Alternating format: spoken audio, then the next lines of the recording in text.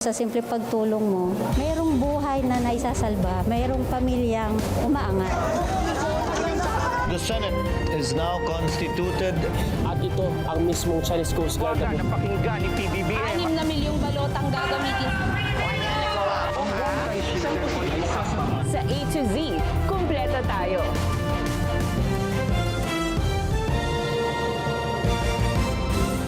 Luzon, Visayas, Mindanao at buong mundo. Ngayon ay Lunes sa January 19, 2026. Ako si Barbie Mulak at ito ang balitang A to Z. I'm confident that the House of Representatives will fulfill its duty. Pangulong Ferdinand Marcos Jr. nahaharap sa kauna-unahang impeachment complaint. Reaksyon ng Malacanang, tutukan. Sandigan Bayan, ipinaaresto na si dating Senator Bong Revilla sa kasong malversation of public funds. Curly Descaya at dating House Speaker Martin Romualdez, may kaugnayan nga ba? 2 testigo lumutang sa Senado. Malakihang dagdag presyo sa produktong petrolyo ipatutupad ngayong Martes. Sa palakasan, Pinay tennis sensation Alex Ayala, bigong makausad sa Australian Open. At sa ibayong balita, 2 high-speed train sa Espanya nagsalpukan. Hindi bababa sa 39 patay. Di kulong na yan!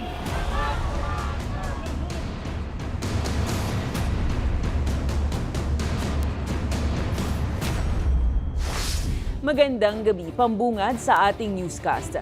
Iginigiit ng Malacanang na walang basehan ang mga reklamong nakapaloob sa impeachment complaint na inihain laban kay Pangulong Ferdinand Bongbong Marcos Jr. ngayong Lunes.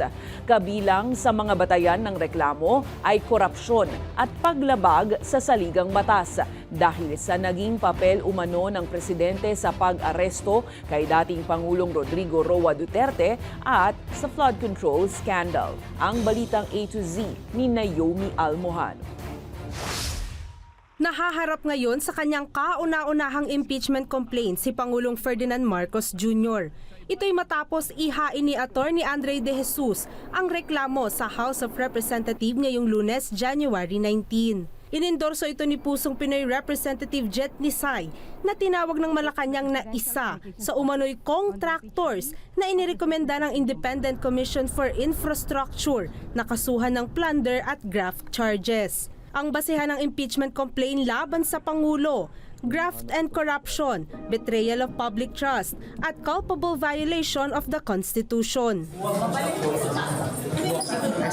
Ayon kay De Jesus, bunsod ito ng umano'y pagpapakidnap ng Pangulo kay former President Rodrigo Duterte sa International Criminal Court o ICC noong Marso 2025. Kabilang pa sa mga aligasyon ay nakinabang umano ang Pangulo sa mga kickback mula sa budget insertions at ghost flood control projects. I'm confident that the House of Representatives will fulfill its duty, will fulfill its mandate, specifically as regards impeachment complaints like mine. Inaakusahan rin ni De Jesus ang Pangulo ng pagiging umano'y drug addict na nakakaapekto sa kanyang pamumuno.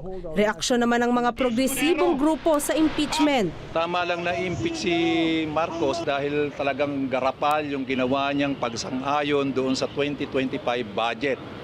At mula nung siya pumwesto, puro problema na. Okay na magkaroon ng impeachment complaint dahil sa framework ng accountability. Again, gusto kong i-emphasize sa framework ng accountability.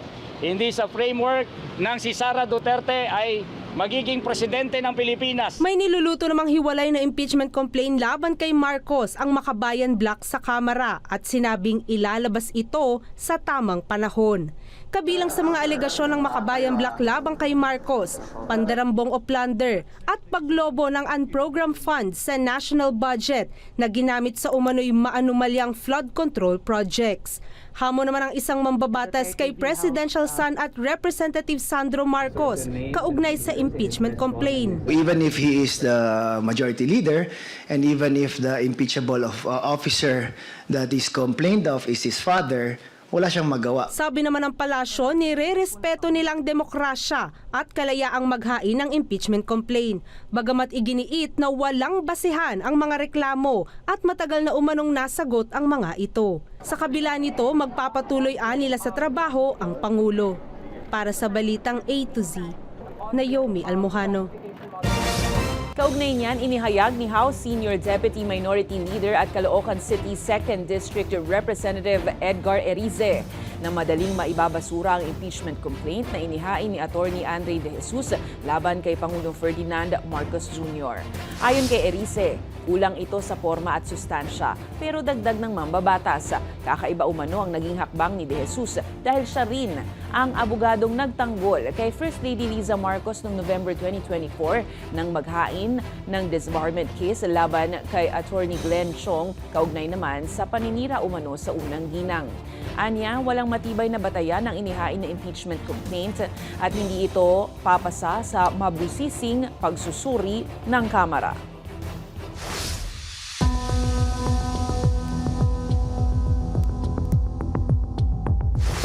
Lumutang ang dalawang testigo sa pagdinig ng Blue Ribbon Committee ng Senado at iginiit na may kaugnayan umano ang kontratistang si Curly Descaya at si ex-House Speaker Martin Romualdez.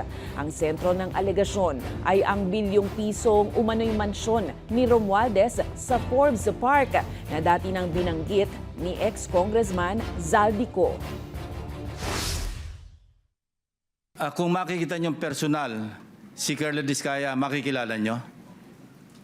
Yes, Your Honor. Pakituro niyo nga kung naandito siya sa loob ng session hall.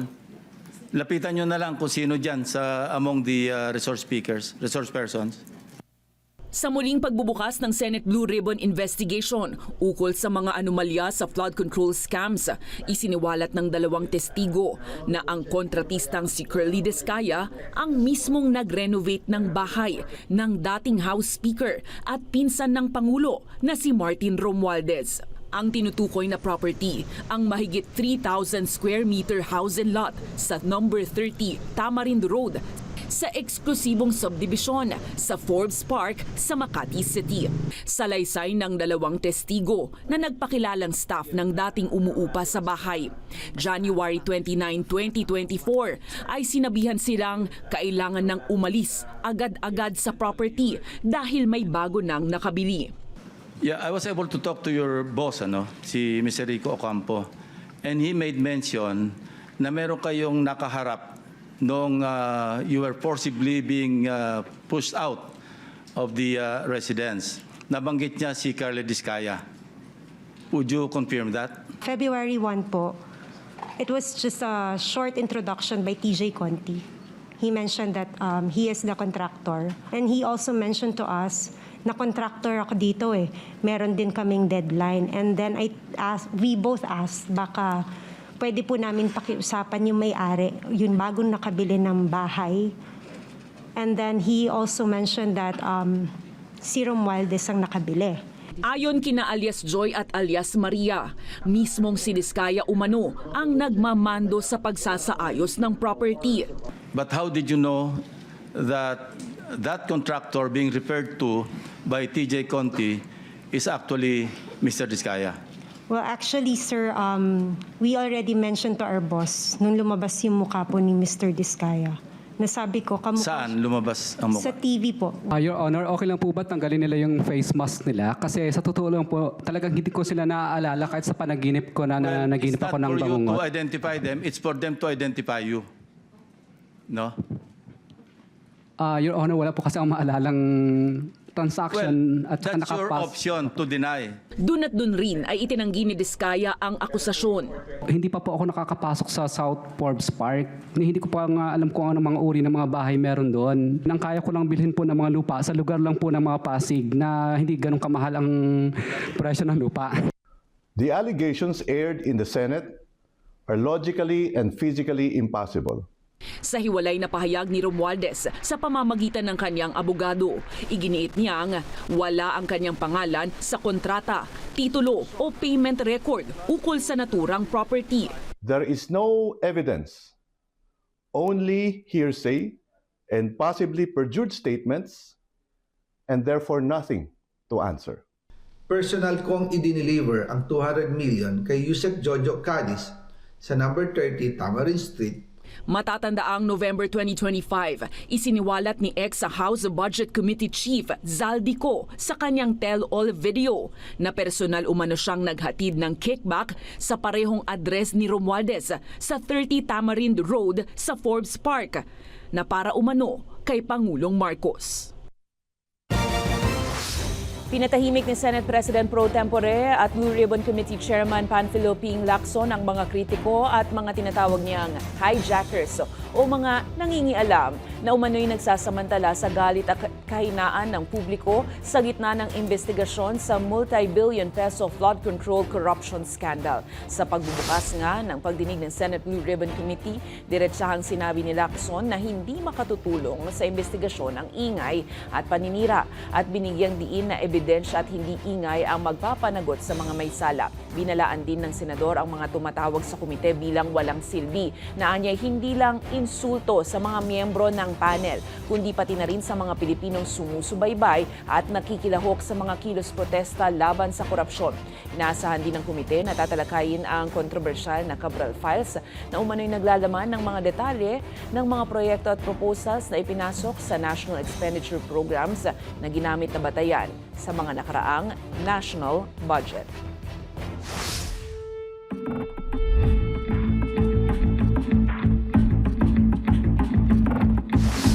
Bigo pa rin ang mga otoridad na mahuli ang negosyanteng si Atong Ang sa isang lugar sa Rosario, Batangas. Pinuntahan ito ng Criminal Investigation and Detection Group matapos makatanggap ng impormasyon na may nakakita umano sa negosyanteng si Ang pero hindi nahanap ito. Nagtungo rin ng CIDG sa isa namang farm sa Porac, Pampanga kung saan inamin ng may-ari na dati niyang nakasosyo si Ang sa negosyo ng sabungan. Pero anyay matagal na raw niyang hindi muling nakikita ang negosyante. Higit sa 10 impormasyon na ang natanggap ng otoridad ukol sa mga posibleng lokasyon ni Charlie Atong Ang pero patuloy pa rin nilang bineberipika ang mga ito habang patuloy rin ang paghahanap.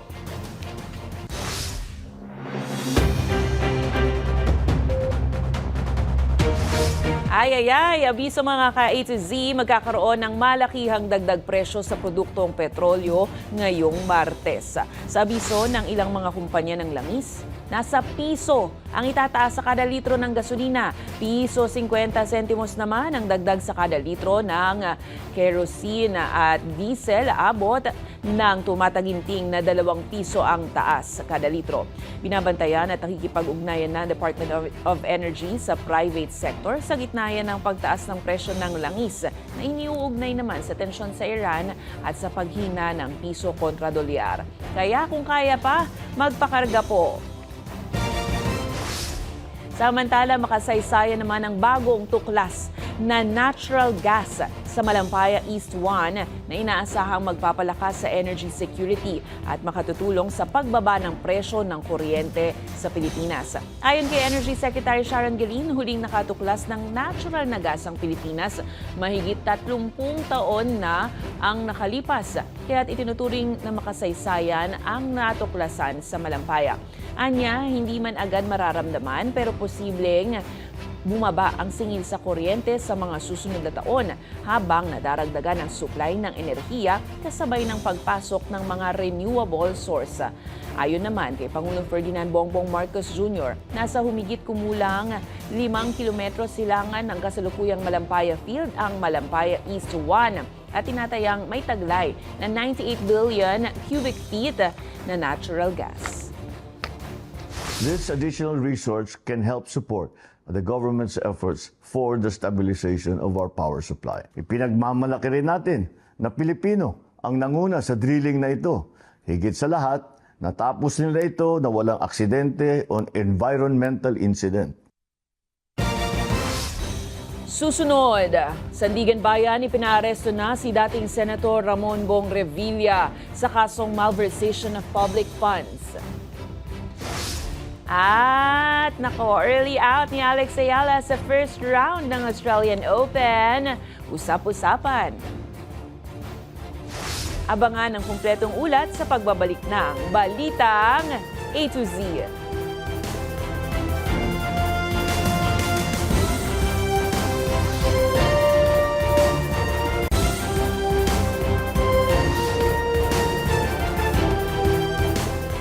Natupok ang hindi bababa sa 100 mga bahay matapos ang sunog na sumiklab sa Block 36, Barangay Addition Hills, Mandaluyong City, Lunes ng umaga.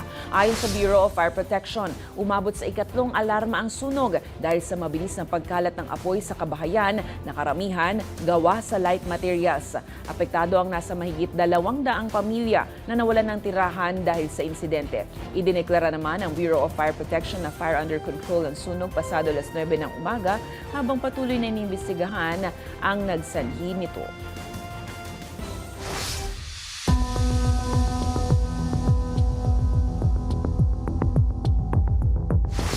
Sorpresang nagbalik bansa si ex-DPWH Secretary Manuel Bonoan nitong weekend para dumalo sa Senate Blue Ribbon hearing ngayong Lunes ukol sa mga anomalya sa government projects. Pero mariing itinanggi ng dating kalihim ang alegasyong nakatanggap umano siya ng kickback rito, habang pinangalanan si Bonoan bilang respondent sa reklamong plunder na inihain ng NBI. Balik Pilipinas mula Amerika ang dating kalihim ng Department of Public Works and Highways na si Manuel Bonoan para tumugon sa patawag ng Senate Blue Ribbon na nag-iimbestiga sa irregularidad sa mga proyekto ng ahensyang dati niyang pinamumunuan. Sa kanyang pagharap sa Senado, agad ginisa si Bonoan ukol sa mga akusasyon ni dating DPWH Undersecretary at ngayoy State Witness na si Roberto Bernardo na umano'y nanguna ang dating kalihim sa budget insertions para sa kickback scheme. Ayon sa testimonya ni Bernardo, aabot sa 2.25 billion pesos ang natanggap umano ni Bonoan, bagay na itinanggi ng dating kalihim. I completely deny, Your Honor. I don't have any allocable amount. Hindi naman makasang-ayon si Senator Sherwin Gatchalian sa pagtanggi ni Bonoan, lalo't nangyari umano ang kickback scheme sa loob ng kanyang 3 taong panunungkulan sa DPWH. Your Honor, as Secretary of the Department, I have general oversight. Pero kung kasali ho kayo dito sa mga kickback, yung oversight na yan, walang kwenta ho yan. And this is what I deny, Your Honor. But throughout the years na pumupunta ho kayo dito, wala naman kaming naririnig na may problema. Kasi in my opinion, kasali ho kayo dito. Giit ni Gatchalian, malinaw sa affidavit ni Bernardo na may natanggap na komisyon si Bonoan. Bukod sa kickback, dinepensahan rin ni Bonoan ang umano'y pagbibigay sa Pangulo ng mga maling lokasyon ukol sa mahigit 400 DPWH projects. Giit ni Bonoan, iniasa niya ang mga datos mula sa opisina ng yumaong Undersecretary Catalina Cabral. Because of the time constraint that we have to submit, I instructed the late Undersecretary Cabral to collate the information that we need. Kasabay nito sa Department of Justice, pinangalanan na si Bonoan bilang co-respondent sa plunder case na inihain ng National Bureau of Investigation kontra kina Senator Jinggoy Estrada at iba pa. Patungkol naman ito sa umano'y irregularidad sa flood control project at alegasyon ng nakaw na yaman na aabot sa mahigit 50 milyong piso. Inaasahang ipasasapina ng DOJ si Bonoan at Estrada para sa paghahain ng kanilang depensa. Hihilingin ng Department of Justice ang paglilipat ng kustodiya ni dating DPWH District Engineer Henry Alcantara na itinuturing na ngayon na state witness. Si Alcantara ay nananatiling nakadetine sa Senado matapos ma-cite in contempt sa isang pagdinig sa Senate Blue Ribbon Committee noong nakaraang taon. Ayon kay DOJ Prosecutor General Richard Fadulion, gagawin nila ang formal na hiling sa Senate President sa tamang panahon, lalo't may jurisdiction pa rin ang Senado kay Alcantara dahil sa kasong contempt. Lilipat naman sa DOJ si Alcantara sakaling matapos na ang investigasyon ng Blue Ribbon Committee sa maanumalyang flood control projects. Para hindi mahirapan yung pagdala-dala sa kanila. But the Senate, I think, opted na dito na muna para naman kung may proceedings ng Senate Budget Committee, they would be able to make themselves. Maglalabas na ang Senado ng show cause order laban sa dating kongresista na si Zaldico at dating security aide nitong si Orly Guteza sa kabila ng itinuturing ng pugante ang dalawa. Kasabay nito, kinumpirma ng Philippine National Police Highway Patrol Group na peke ang mga dokumento ng dalawa sa 4 na luxury vehicles na iniuugnay kay Zaldico. Ayon kay HPG Acting Director Police Brigadier General Hansel Marantan, sa verifikasyon ng records at clearance, natuklasan ng isa sa mga sasakyan ay may peking plate number at nakarehistro sa pangalan ng ibang tao na hindi pa pinapangalanan ng otoridad. Isa pa sa mga sasakyan ay nakarehistro naman sa pangalan ng isang babae, habang ang 2 pang luxury vehicles ay walang clearance mula sa Motor Vehicle Clearance Division. Naghahanda na ang mga otoridad na magsampa ng karagdagang kaso kaugnay sa iba pang ahensya ng pamahalaan. Aabot sa humigit kumulang 200 million pesos ang kabuang halaga ng mga sangkot ng sasakyan, kabilang ang 4 na luxury vehicles na hindi na isama sa unang search warrant ng Bureau of Customs. Obviously, gawa-gawa ng plaka. In fact, nagalit nga yung may-ari ng plaka. Bakit siya in-involve dyan? I cannot divulge the name of the rightful owner of the plate. Mag-usap po kami ng BOC, the LTO, and the PNP-HPG kung ano yung tamang kaso na ma-file. Naglabas na ang Sandigan Bayan 3rd Division ng warrant of arrest at hold departure order laban kay dating Senator Ramon Bong Revilla Jr. at 6 na iba pa, kaugnay ng kasong graft at malversation na may kaugnayan sa umano'y Ghost of Flood Control Project sa Pandi, Bulacan. Ito'y matapos mairaffle na nga ang hahawak ng kaso.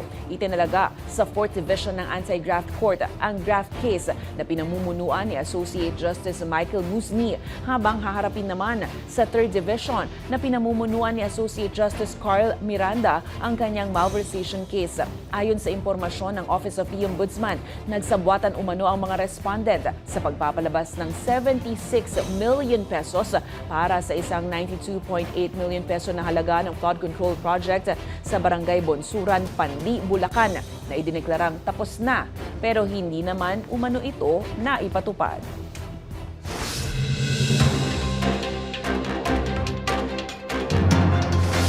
Nasabat ng mga otoridad ang tinatayang 129 million pesos na halaga ng mga hinihinalang smuggled na sigarilyo sa Quezon City at Valenzuela City. Arestado sa operasyon ng 7 Chinese nationals na naabutan pa sa loob ng mga bodega kung saan nakaimbak ang mga produkto. Patuloy ang investigasyon kung may kaugnayan ba ito sa malawak na sindikato ng smuggling. Samantala, nasabat naman ng mga otoridad ang tinatayang 7 milyong pisong halaga ng hinihinalang smuggled na sigarilyo pa rin sa loob naman ng isang delivery truck sa Davao del Sur nung nakaraang linggo.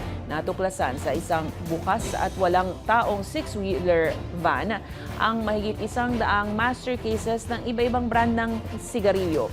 Patuloy ang investigasyon para matukoy ang pinagmulan nito.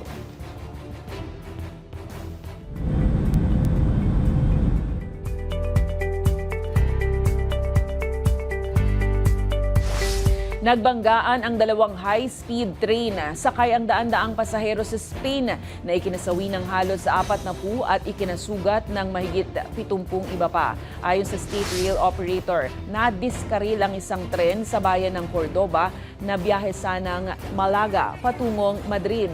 Tumawid ito sa kabilang Rides hanggang sa bumangga sa paparating na isa pang high-speed train.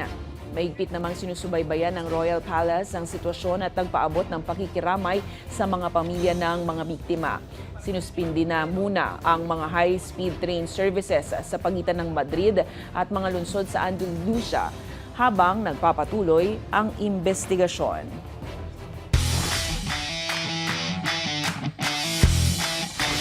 Bigo pong makausad sa next round ng Australian Open ang ating pambatong tennis star na si Alex Ayala matapos matalo sa score na 0-6, 6-3, 6-2 laban kay Alicia Parks ng United States sa unang round sa Melbourne.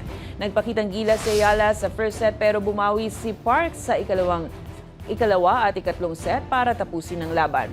Ito ang Australian Open debut ni Ayala na mayroon ng first round exits sa French Open at sa Wimbledon at unang Grand Slam win sa US Open noong nakaraang taon. Susunod na haharapin ni Parks ang kanyang second round opponent habang magbabalik si Ayala sa training para sa mga susunod na torneo. Still, laban ni Ayala at hanggang sa susunod na game. Sa aming pagbabalik kay Richard Gutierrez at Barbie Imperial, diretsahang sinagot ang usap-usapan hinggil sa kanilang relasyon. Manatiling nakatutok, kayo ay nanonood ng Balitang A to Z.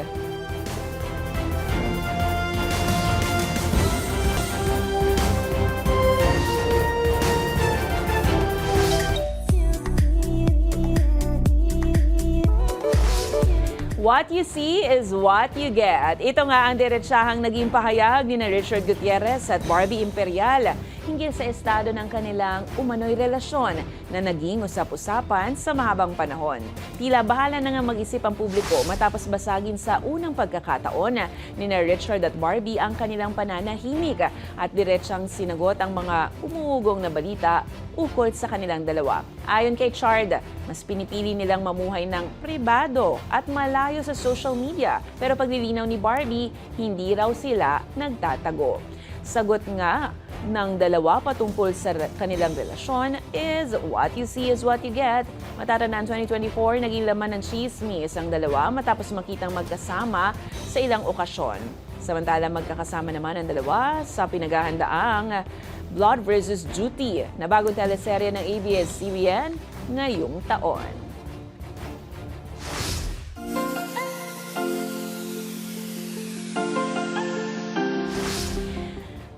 Ano ba ang goal natin? Bukod sa manalo sa mga palaro at makuha ang jackpot. Ang netizen na ito, binigay ang lahat pero may napasama atang hindi dapat. Panoorin ang nakaka-GV na video.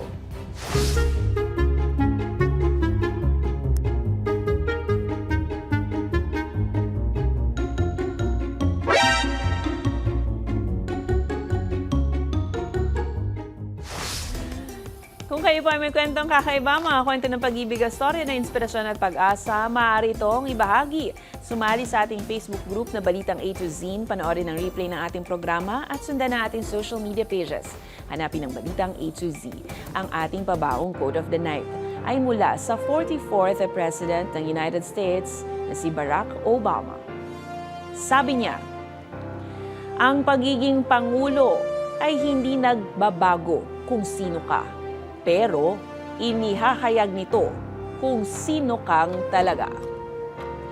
At yan po ang mga balita at impormasyon, mga kwentong may dalang inspirasyon na tinutukan ng Balitang A to Z. Ako si Barbie Mulak, maging maalam, makialam. Magandang gabi sa iyo, Pilipinas.